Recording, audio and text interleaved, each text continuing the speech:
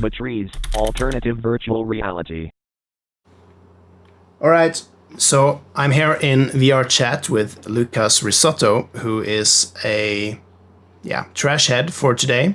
And Lucas, you have just released a video on your YouTube channel, which I think was Lucas Builds the Future or something like that. And first episode. Yes, first episode, and it's really exciting. I first learned of you as an indie developer through your project Where Thoughts Go, which is an application that we've reviewed at AltVR at this YouTube channel, which this podcast is hosted on, which quite recently I think was released on Oculus Quest as well, which is really nice for to bring it to a broader public, sort of having like social meaningful connections in VR, which I really enjoyed and really liked myself. Kind of opened my eyes to the opportunities of this. But it's been a while ago, maybe like, I don't know, 1.5 years or something like that. And you have had a new project, which this new episode at your Lucas Builds the Future channel is focusing on. And I've just watched the video not long ago, and it was super exciting. We've been discussing sort of the possibility of doing this theoretically at our blogs and YouTube channels before, but you've sort of gone ahead and done it. So can you tell us a bit about your new project and how this has come about and how it's been for you? Yeah, so, Where Thoughts Go released on the Quest December of last year. And at that point, I was actually kind of burned out with virtual reality. Releasing products will do that to you because so much of the work, of like the last 20% of the work, is just grueling, boring stuff. Bug fixing, optimization, testing, finding out that what you made is not as intuitive as you thought it was. So I really wanted to do something. I had burnout and I didn't know what to do with it. And usually when I'm really burned out, I just try to do something that's fun. So over 2019, I was traveling the world, starting to live life as a digital nomad. And I started to record my life like every single day. And I was doing that just for fun. It was just for myself. But at the end of 2019, I actually looked at all the footage I have, footage from every single day in the year. And I was like, oh my God, I should make a time machine out of this. So it actually came in retrospect, and it wasn't even a time machine at first. First, I was like, I'm gonna make a memory palace with all my memories, and then I transitioned into a time machine because not only was it way more exciting, it felt like it did more justice to the concept. So it was this weird project that came out of me feeling burned out and me also tapping into something that I was doing naturally, which is recording my life on the daily, because I didn't want to forget all the cool stuff that was happening in my life. And I forget everything. I'm like a goldfish. I don't even remember what this interview is about. So and then I sat down and I started making it. And then the idea of creating a series around it started to pop up of like, oh, what if every single video I built something impossible, either from pop culture or from my own head?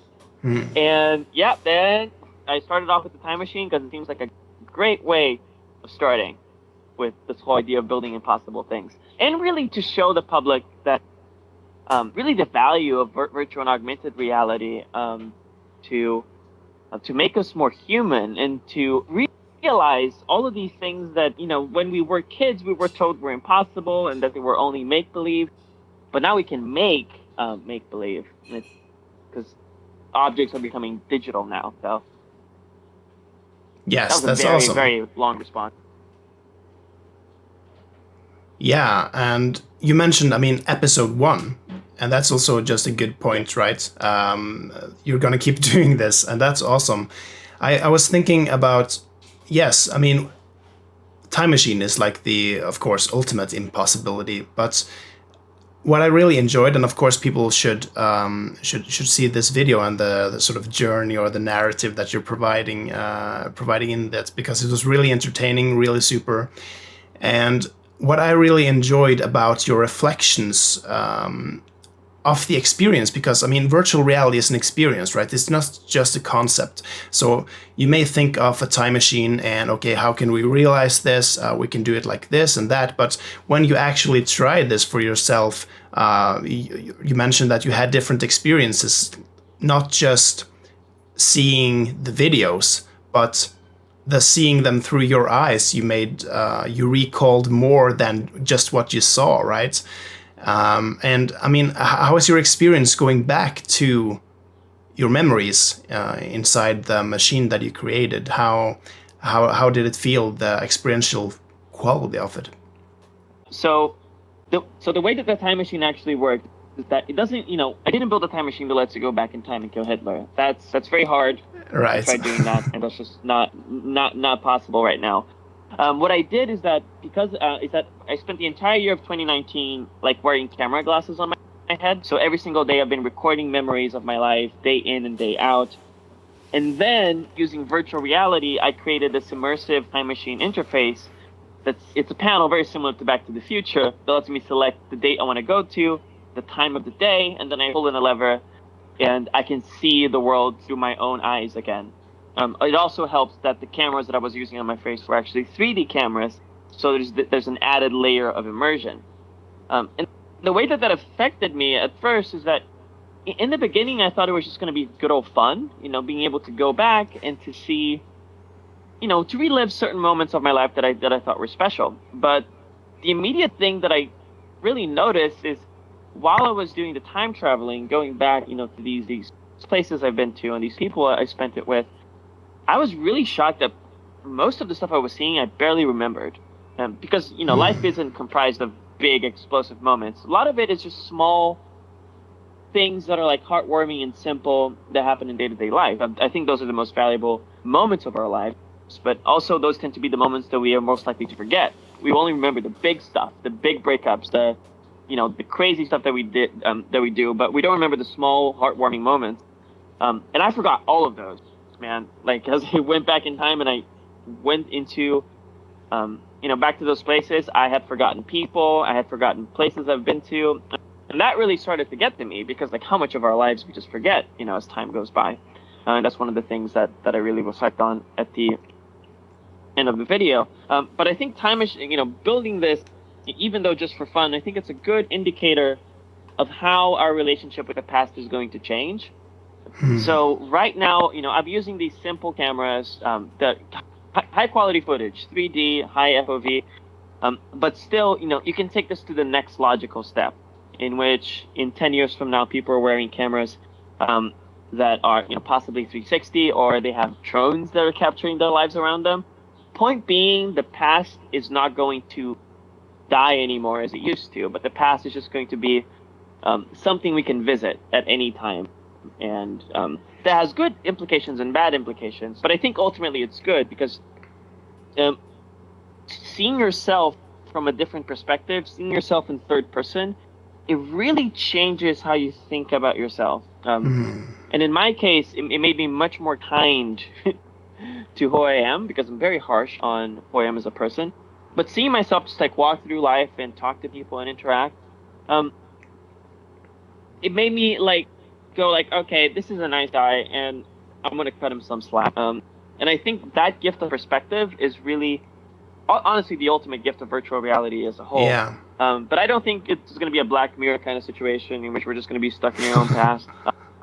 I think this is it's an opportunity for us to do with it what we wish. And there's a lot of potential for growth that's not talked about in shows like Black Mirror. They tend to focus on like the worst case scenario. But I think I may have given a little preview of what the best case scenario may be. Yes. There we go. I really enjoy that because, like you mentioned, of course, you can go to the Black Mirror thing, just the terrible obsession with the past and blah, blah, blah.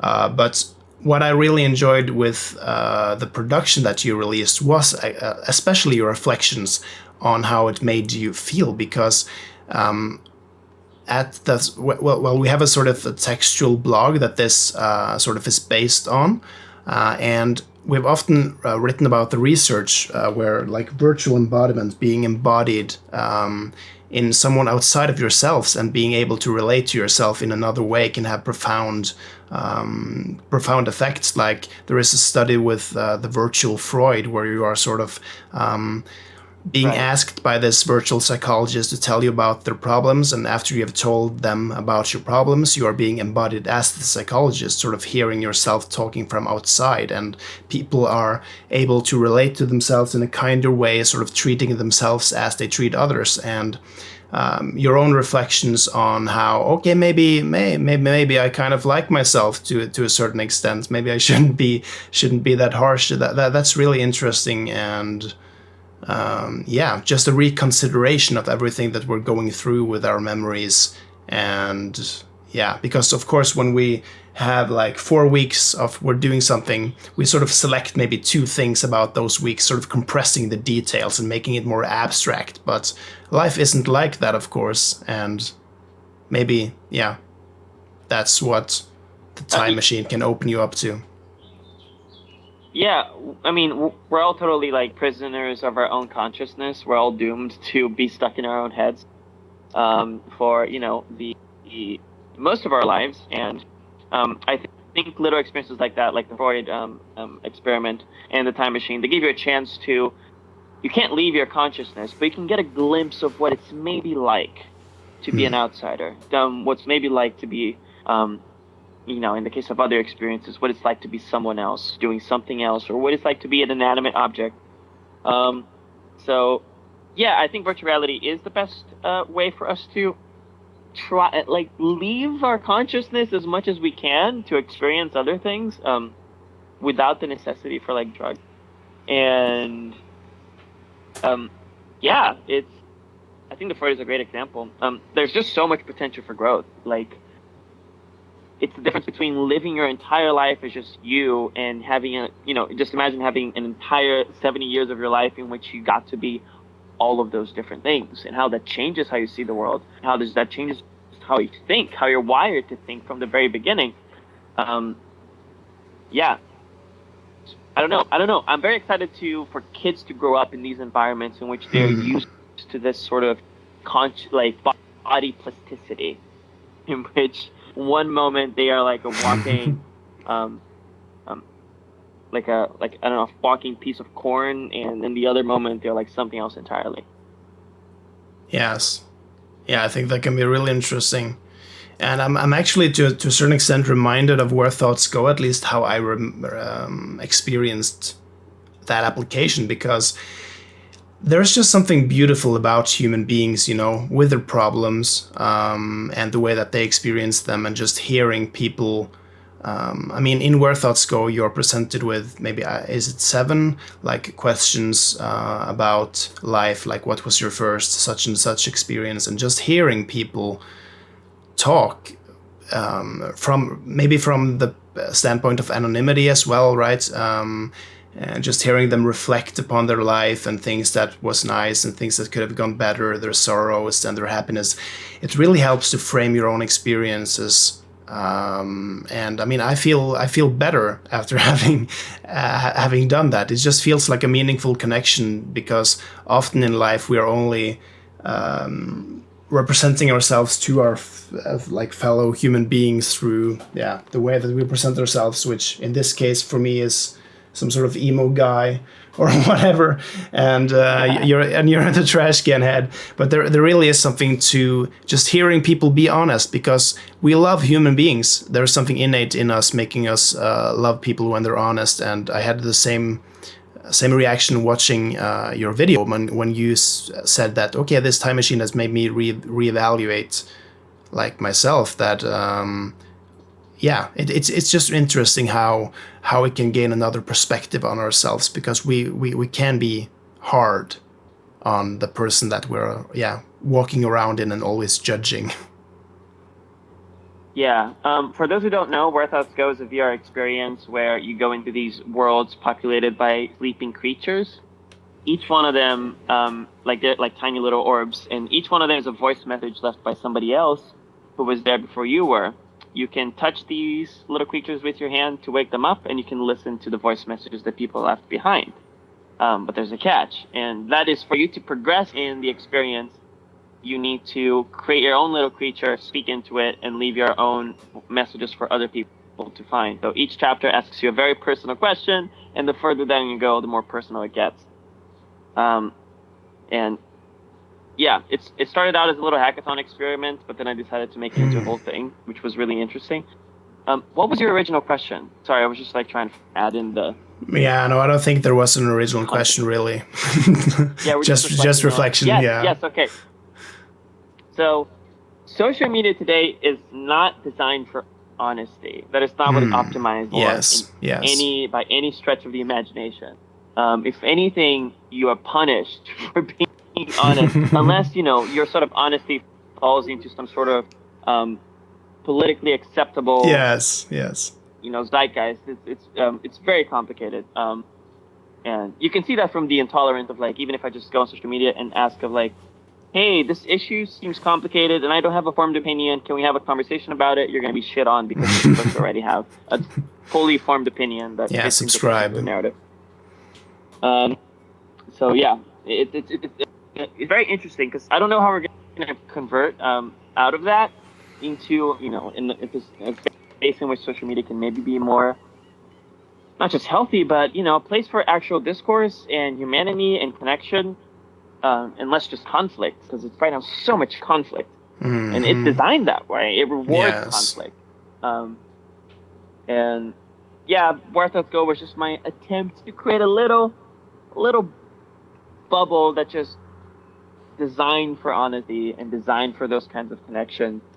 But how you take that and you expand it, to something as big as the internet, that is the true question. And I'm not sure what, but it's interesting. Like the Twitter just announced their voice feature. What was that? Now you can do tweets.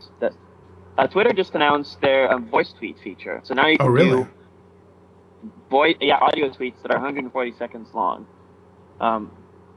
So yes, the closest anybody has been to Where Thoughts Go. People have been having debate online right now whether this is a good thing or a bad thing. Most people are mocking it, but I think it's pretty good. Yes, I think it actually may help, because just adding that you don't read the text as the bad guy in your head, because we're always doing that, right? Just having the humanity shine through the voice. It may actually be a good idea. I hadn't heard about it before now. Yeah, so it does. Just even if people don't use it that much, just listening to someone's voice once in your life changes your relationship towards them, because they're more of a human to you. They're more of a person. So it's good on that front alone. Now, how it's going to affect discourse and how people are going to abuse it, that's probably what Twitter wants to find out. And yeah, there was also a little bit of a controversy because there's no transcription right now, so it's a feature that's not very accessibility friendly. But they're trying something new. And it could be the beginning of modular podcast, which I think is actually quite interesting. Modular podcasting. Yeah, this is something I noticed with Where Thoughts Go, that you could pick people's messages individually. Yes, you could. String them together, add music, and you have a podcast. And I think this is what audio tweets could become. Interesting threads of audio can essentially play out like podcasts that are that's a great idea. Generated.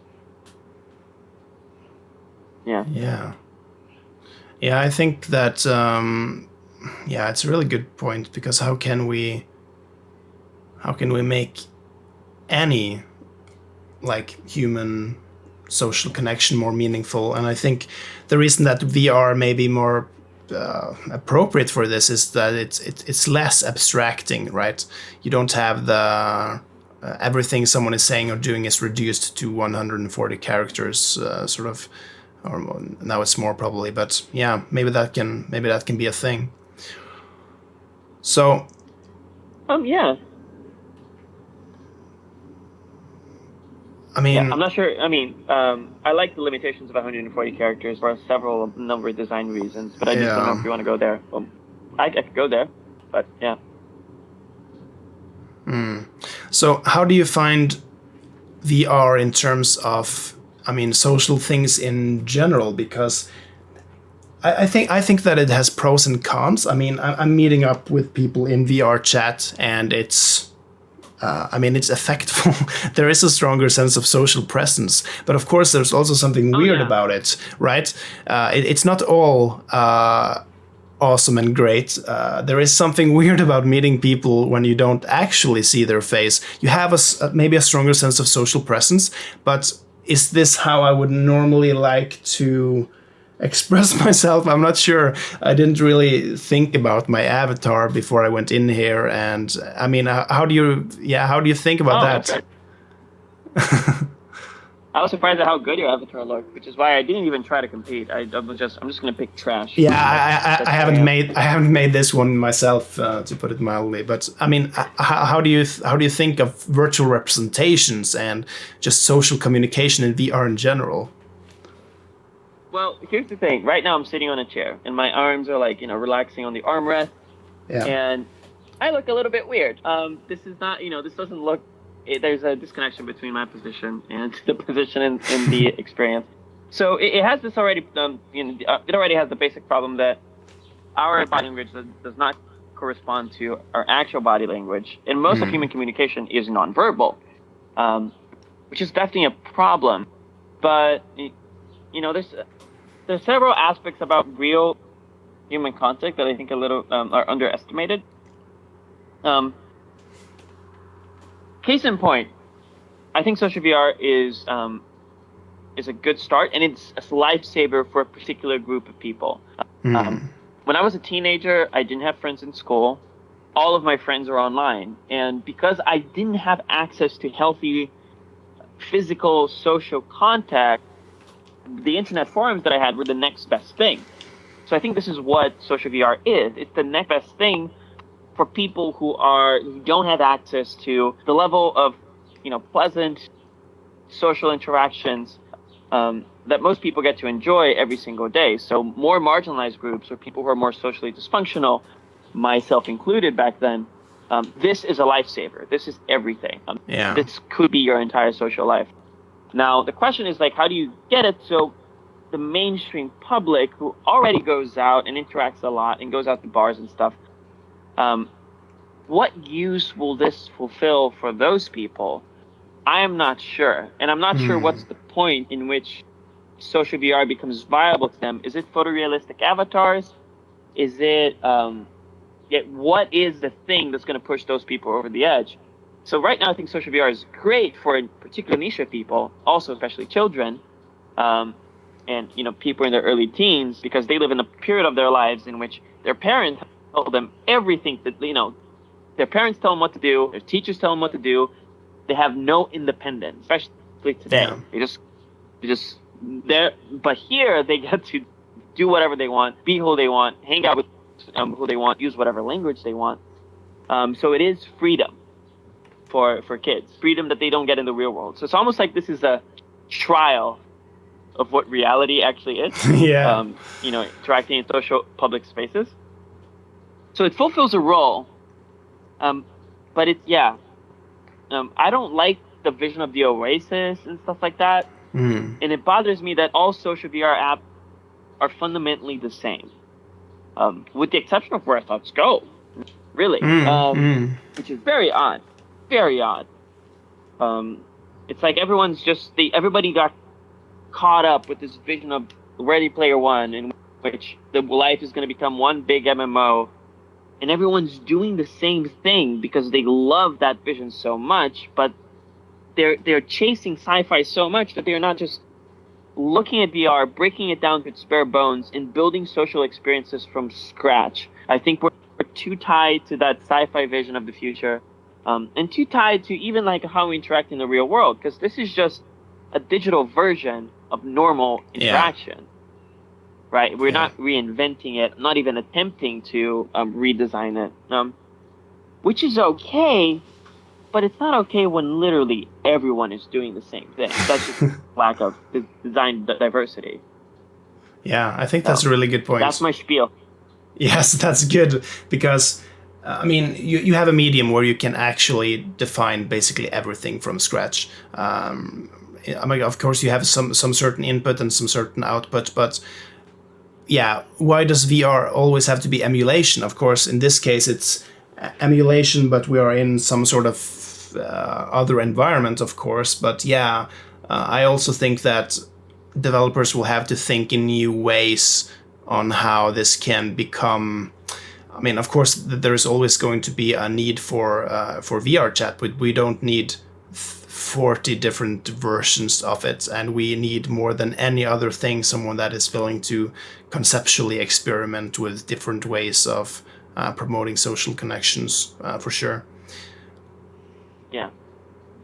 I also really, yeah, I also really like what you say about, like, for certain people this will become really important. And I mean, if you're a member, and you probably are, like, certain groups or subreddits or whatever of VR stuff, you see how many people have started working out and actually moving their bodies while in VR. And this is sort of the same thing, that people are actually being social, although they hadn't really had that practice in before. So I think that can be stimulating to an extent, although it doesn't have to replace that sort of stimuli in our everyday life. Oh yeah, the interactive potential of VR is just insane, and how it engages your body. I think that's super fun and compelling, and yeah, I'm really optimistic about the industry. It seems to have slowed down in innovation somewhat in the past year and a half, or 2 years. I'm not sure why. I don't know. I guess it's part of the reason why I decided to start doing videos and doing projects that I don't have to release them. That's such a huge weight lift. Not weight lift. That's a huge weight off my shoulders. Yeah. That I can do whatever I want, and I don't have to worry about it being a commercial product. I can just do something because because it's interesting. And I'm hoping maybe that can add a lot of things to the conversation, allow me to make lots of crazy things that no one would ever make, because you can't make money off of this, but that are interesting enough that it can move the whole conversation forward, or at least sideways. Yeah, I'm almost getting really scared when you're talking about, like, the end production stuff, because of course that's how it is, right? I also enjoy. I mean, I'm a VR researcher, or I mean, I'm trying to become one, at least, doing my PhD there, and then it's the same thing. I don't have to make something that can be released to a market. I just have to make it work in my own settings as a prototype, and that's such a comfortable position to be in, just being able to conceptually try stuff. So Lucas builds the future. And what you're doing is super interesting, by the way. Yeah. I love your approach, and I have no idea what you're going to discover, and I think that's the most valuable research you can do, rather than just doing something in which you kind of know what the outcome is going to be, and then you're just doing it to get that outcome and just strengthen an argument. You're just figuring it out. I completely agree. The explorative approach is very it's very nice, and it's very appropriate for VR, right? Because we don't really know what people are going to use this for. So my approach so far has been to just open up for what people are going to do, and just see what happens, and try to make something out of it. Mm-hmm. But Lucas builds the future. Right now, you've released your personal time travel machine, which we are linking in the description to those of you who want to see this, and you should, because it's really super fun. Have you started on something new? Are you thinking of doing this? Like, is this your new future as the indie developer, making these videos, conceptually trying and challenging what VR can do? Why should people stay tuned for more stuff? I want this to be my job. Mm-hmm. I want to, because it's so much fun making it, and I get to play with video editing, storytelling, educational content, and do crazy tech stuff, which is really all of my and even some music. There's some original music in the video. Yes, there is. So it becomes this way that I get to tap into all those different interests into a single purpose. And I have like 5 projects lined up that I want to do. I mean, technically 8 if you count individuals. There's one project that has 3. sub project. And they're all very strange and unexpected, although there is something that's going to be very much around the series of movies that people are interested in. I will do the pandering mainstream, wish fulfillment videos every now and then, but I will also do some stuff that's just more conceptual and weird. And yeah, I think you're gonna love it. At the very least, you're gonna be very entertained by it. Because it's very fast paced. It's very funny. But the idea is that I try to lure you in with the comedy and the craziness and the absurdity of it all. And when you least expect it, things get serious. And when you least expect it, you learn something. And yeah, kind of like trying to subvert YouTube genre. Actually, this was a longer term goal, but yeah. Subversion of the vlog format, and yeah, I just hope that people like it. I probably need at least 500,000 views on this first one to justify making more. Yeah. Don't worry. We'll see. Well, I can only speak for myself, of course, but I really enjoyed it. The first thing that came to mind was that it was a roller coaster. I mean, just in general, but also emotionally, because I really, and yeah, I mean, you're talking of disrupting the formats. I really like that because it was humorous, but sometimes it was serious and emotional with some real deep reflections. And yeah, personally, I loved it, and I'm sure more people will too. So it will be really fun to watch this release and people reflecting on it and everything. Yeah. Let me say this. I think we have failed to capture the public's imagination when it comes to VR and AR, especially augmented reality. We have such amazing, crazy technology. Can I swear? Yeah, sure. Okay, we have such amazing, fucking crazy technology available to us that can make us do insane, magical things. But if you search for augmented reality stuff on YouTube, you're gonna find some enterprise products with 50,000 views, and that to me is such a failure. And of course, Pokemon Go got its, it had a red carpet moment in a trailer that, if you look back on it, is incredibly misleading.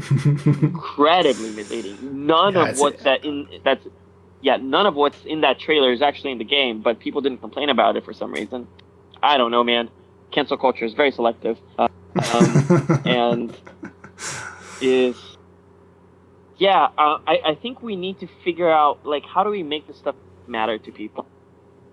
So really, that's what I hope this series does. It's to make things that people actually care about. In VR and AR, the technology is always in the background, but it's all about trying to get to that dream, to trying to learn something, to try something new, and maybe in the process people will start warming up with VR and AR and really look at it more as just a gadget, but really as a very complex tool that can be used to create really crazy shit. Yes.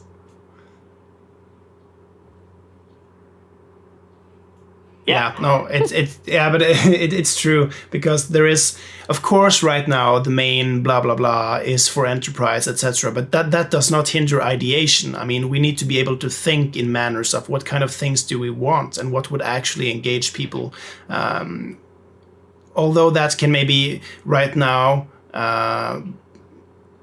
be done just in a certain way, being able to conceptually develop these ideas is super important for what we can actually create. I couldn't agree with you more. All right. Yeah, and there's not a lot of people doing it. Almost nobody. No, it's true. Yeah.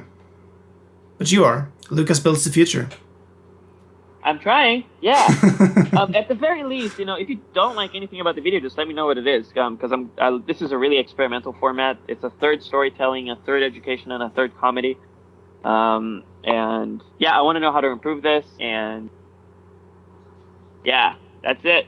Yeah, I'm sure people will leave comments and give you feedback. I'm really looking forward to seeing this being released and what kind of reflections people are having. And yeah. All right. Any other reflections before we're sending this out there?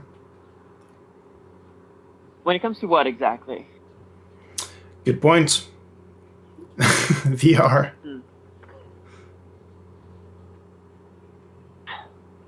Well, because it seems that the topic of everything we talked about is really social VR. Because even the time machine, it is social in the sense that it is your Yeah. relationship with yourself that is being reinvented. Your relationship with your own past. And really, when you use the time machine that I built, you start to look at yourself as a separate entity. Past you, present you, and future you was like three separate things that are working together.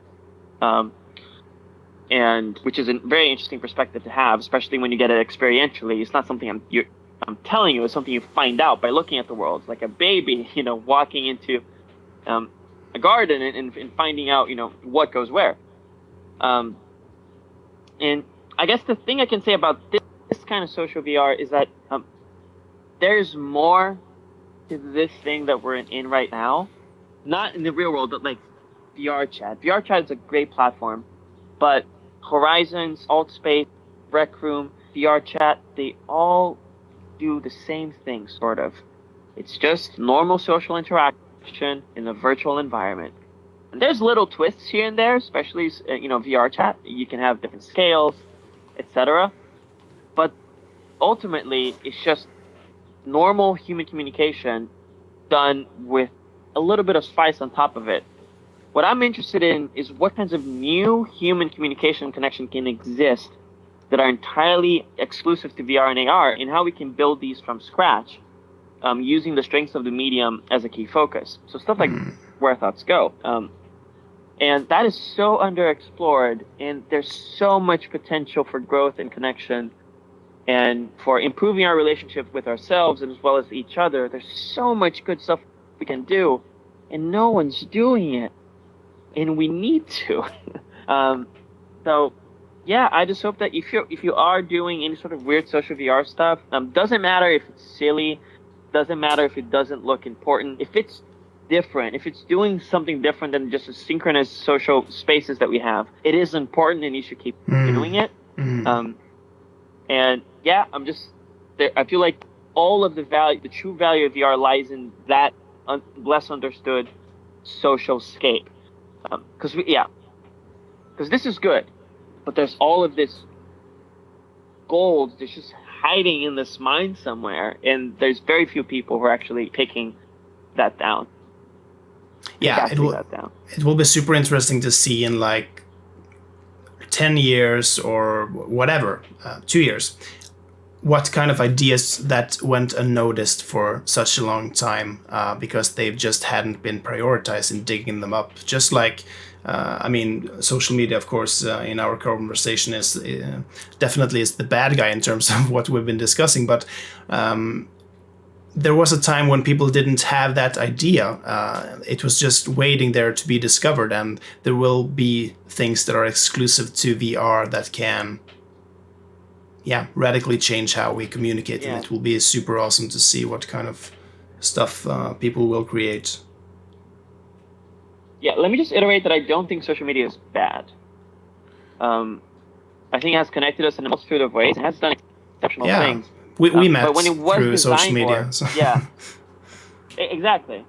But when we designed it, we had no idea of what we were truly doing. Yeah, we had no idea of the domino effect of of just people interacting with each other lead to, and we sure as hell didn't really know the impact that algorithms can have on creating those those interactions. Cancel culture is a creation of social media design and how it is designed and how the algorithms choose what should be viewed and what shouldn't. So it's more of that we did something good, but we didn't have enough foresight to see it develop into something that's now kind of bad.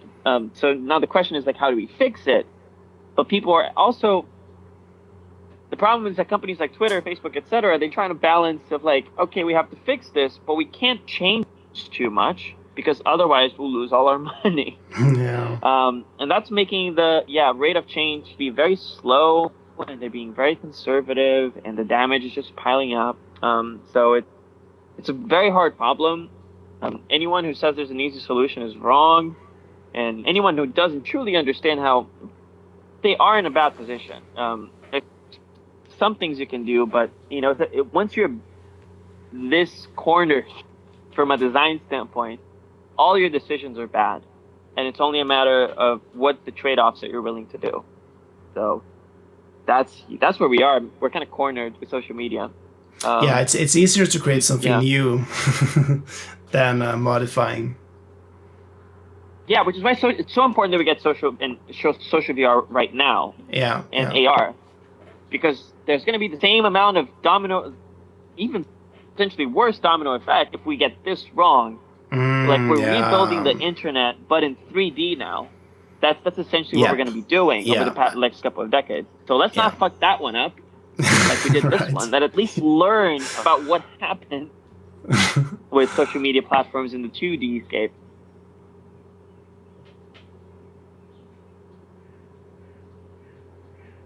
Yeah, definitely. There's a new chance now, and anyone who is willing to contribute can do so. Go to your local hackathon, learn to code. It's not that hard to make something in VR. Just do it. Go Google it and join Lucas in building the future, and yeah, it will be cool. Yeah, it's definitely. So just one thing on that. I started learning coding 4 years ago after a bad breakup, because I needed to get distracted. And I went to lots of hackathons and I made friends and I started learning that way. It is not easy, but it's not as hard as people think. It is not basically. It's actually just a very simple set of rules. It's like learning like how any machine works. It's like learning how a car works, really. And it takes time, and the first year is the most difficult because you have all these abstract concepts and you're like, what the hell is going on?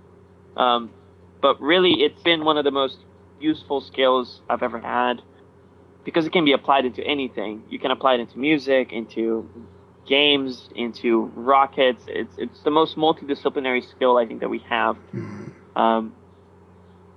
terms of like creative output, but also in terms of employability. So yeah, I recommend you can always reach out to me and ask questions if there's anything I can do to help, but it was immensely worthwhile for me.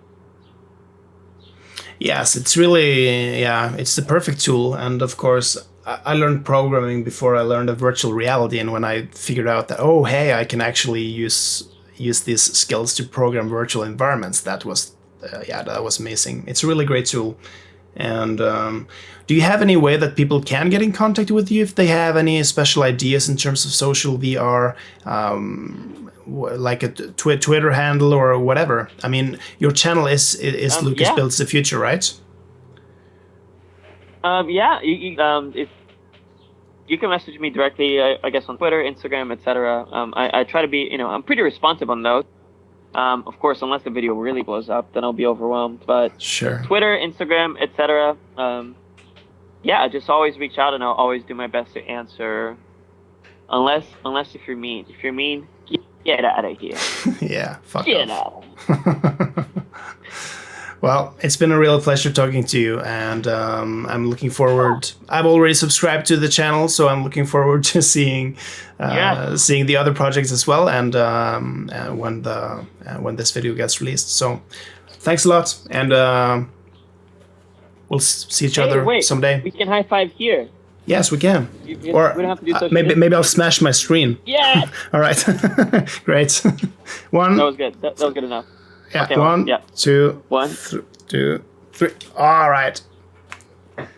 The gift of human touch. Acceptable, right? Yeah. All right. Cheers, man. Thanks, everybody. Bye.